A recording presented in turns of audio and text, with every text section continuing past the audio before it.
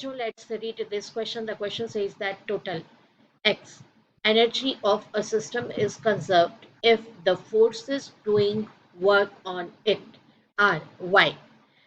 देखिए बच्चों, यहाँ पर फिल इन द ब्लैंक है, उसमें x और y गिवन है and we have to choose the correct option. तो उसके लिए गिवन है कि here x and y refer to. Options are conservative, mechanical, mechanical conservative, mechanical non conservative, kinetic conservative. तो इसके लिए हमें चूज करना है राइट ऑप्शन. आइए देखते हैं की कंसेप्ट. तो देखिए स्टूडेंट, यहाँ पर जो सिंपल सा कॉन्सेप्ट है उसे हम समझने की कोशिश करेंगे. बिकॉज देखिए जो टर्म्स यहाँ पर यूज़ की गई हैं वो टर्म्स हमें पता होना चाहिए. फॉर एग्जाम्पल, सबसे पहले हमें एक टर्म समझ में आना चाहिए, कंजर्वेटिव. और ये टर्म कहाँ यूज़ होती है, तो आपको बता दें कि फोर्सेस के लिए यूज़ होती है, कंजर्वेटिव फोर्स और नॉन कंजर्वेटिव फोर्स. लेकिन यहाँ पर पहले हम समझ लें कि कंजर्वेटिव फोर्स क्या होता है. तो कंजर्वेटिव फोर्स का मीनिंग है अ फोर्स such as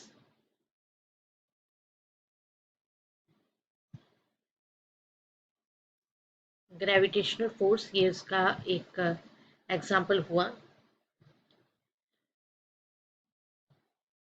और ये हम ग्रेविटेशनल फोर्स को ही हम, या इस तरह के फोर्सेस को ही हम क्यों कंजर्वेटिव कहते हैं, a force in effect of which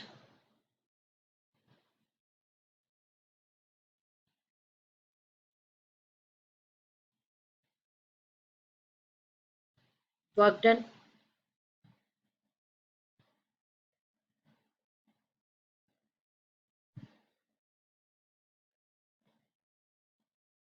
depends on displacement,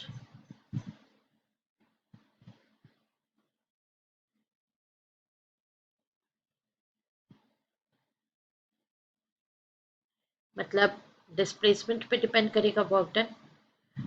depends on displacement only, not on the path travelled. Means कितना नेट डिस्प्लेसमेंट है केवल उसी पे डिपेंड करेगा, पाथ ट्रेवल्ड पर डिपेंड नहीं करेगा. तो इस तरह के फोर्सेस जो है वो कंजर्वेटिव होते हैं. अगर हमें नॉन कंजर्वेटिव की बात करना है, non conservative, non conservative forces, इसमें क्या होता है बच्चों,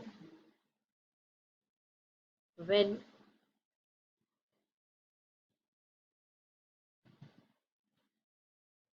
work done by the force depends on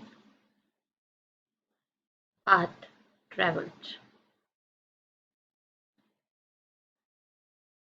तो ऐसे कंडीशन में क्या होता है, पाथ ट्रेवल्ड पर अगर ये डिपेंड कर रहा है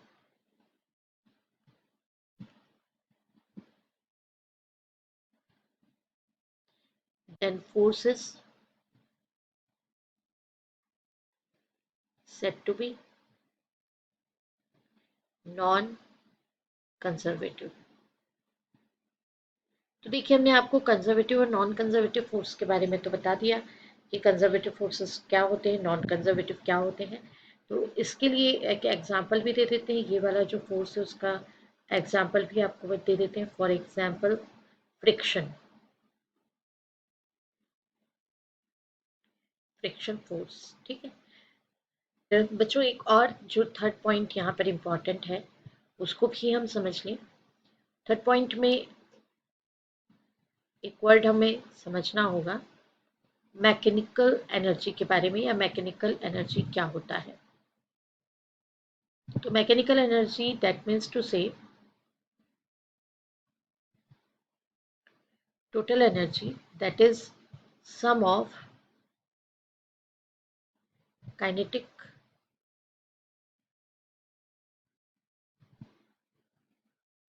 energy and पोटेंशियल एनर्जी।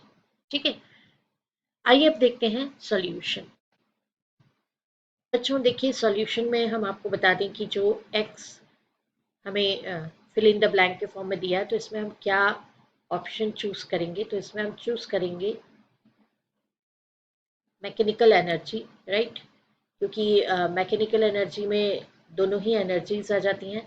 तो यहाँ पर हम चूज करेंगे मैकेनिकल एनर्जी, जिसके अंतर्गत शामिल रहेगा kinetic energy plus potential energy, total energy आ जाएगा। एंड वाई जो हमें fill in the blank given है, इसमें हम चूज करेंगे कौन सा वर्ड, कंजर्वेटिव, राइट। तो ये दो हमारे लिए इम्पॉर्टेंट टर्म्स हैं जो कि हमें फिल इन द ब्लैंक में एक्स और वाई के प्लेस पे लेकर के आना है। आइए देखते हैं कि कौन सा ऑप्शन करेक्ट ऑप्शन हो सकता है, मैकेनिकल और कंजर्वेटिव। ये option B, this is the right option.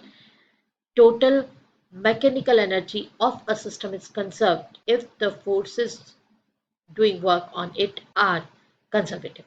This is the right option. I hope you understood it well. Best of luck. Thank you.